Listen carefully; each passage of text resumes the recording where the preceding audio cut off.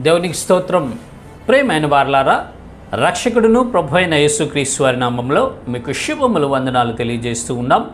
దేవుడు మిమ్మలను, మీ బిడ్డలను, మీ కుటుంబములను దీవించి ఆశీర్వదించునుగాక. ఆమేన్. God bless you. దేవునికి స్తోత్రం. హల్లెలూయా. ప్రియమైన దేవుని పిల్లలారా, ఈ లోకంలో మనం జీవిస్తూ ఉన్నప్పుడు ఎన్నెన్నో అవసరాలు మనకు ఉంటాయండి. ఈ కుటుంబంలో మనకి కావలసిన అవసరాలు అనేకం ఉంటాయి. మన బిడ్డలకు, మన కుటుంబానికి కావలసిన అవసరాలు అనేకం ఏర్పడతాయి. ఒక్కొక్కసారి ఈ అవసరాలు మన చేతుల్లో ఉండవండి. ఆ అవసరాలను తీర్చుకునేటటువంటి సాధనాలు, అంత మనీ కానీ లేకపోతే ఆ వస్తువులు కానీ మన దగ్గర ఉండవు. ఒక్కోసారి మన పొరుగు వారిని కానీ, మనకు బాగా తెలిసిన వారిని కానీ అడుగుతూ ఉంటాము. వాటి కొరకు వారిని రిక్వెస్ట్ చేసి వారి ద్వారా కొన్ని అవసరాలు తీర్చుకుంటూ ఉంటాం. అయితే ప్రియమైన దేవుని పిల్లలారా, పరిశుద్ధ లేఖనాలు సెలవిస్తున్నాయి, దేవునికి ఇష్టలుగా ఉంటే, దైవ చిత్తంలో బ్రతికితే, దేవునికి ప్రియులుగా మనం మార్చబడ్డప్పుడు మనకు సమస్తమును ఆయన సమకూరుస్తాడు అని పరిశుద్ధ లేఖనాలు సెలవిస్తున్నాయి. చూద్దాము లేఖన భాగము. కీర్తనల గ్రంథము 127వ కీర్తన 2వ చరణము చివరి లైన్ మనం చూసినట్లయితే ఈ రీతిగా రాయబడి ఉంటూ ఉన్నది. తన ప్రియులు నిద్రించుచుండగా ఆయన వారికి ఇచ్చుచున్నాడు. దేవునికి స్తోత్రం. హల్లెలూయా. తన ప్రియులు నిద్రించుచుండగా ఆయన వారికి ఇచ్చుచున్నాడంట. ఈరోజు మనం ఒక అవసరముతో ఎంతో వేదన పడి అనేకులను అడిగాము, సహాయం దొరకలేదు.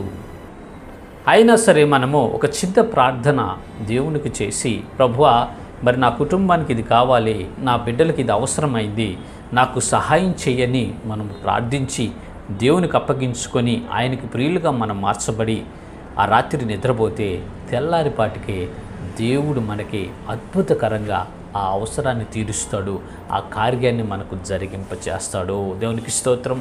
హల్లెలూయా. దేవుడు మన జీవితంలో ఆశ్చర్యకార్యాలు జరిగించాలి అంటే, మన అవసరములన్నీ తీర్చి తృప్తిపరచాలి అంటే మొదట మనము దేవునికి ప్రియులముగా మార్చబడాలి. దేవునికి మనము ఇష్టలుముగా మార్చబడాలండి.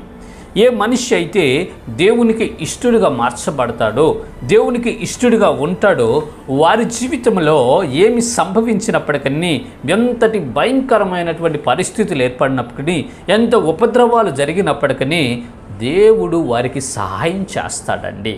వారు నిద్రించి లేచేసరికి దేవుడు వాటిని సిద్ధపరిచి పెడతాడండి. ఎవరో ఒకరిని ప్రేరేపిస్తాడు, ఎవరో ఒకరిని నడిపిస్తాడు. ఆశ్చర్యకరమైనటువంటి సహాయాన్ని దేవుడు వారికి అందిస్తాడు. ప్రియమైనటువంటి ప్రజలారా, దయచేసి గమనించండి.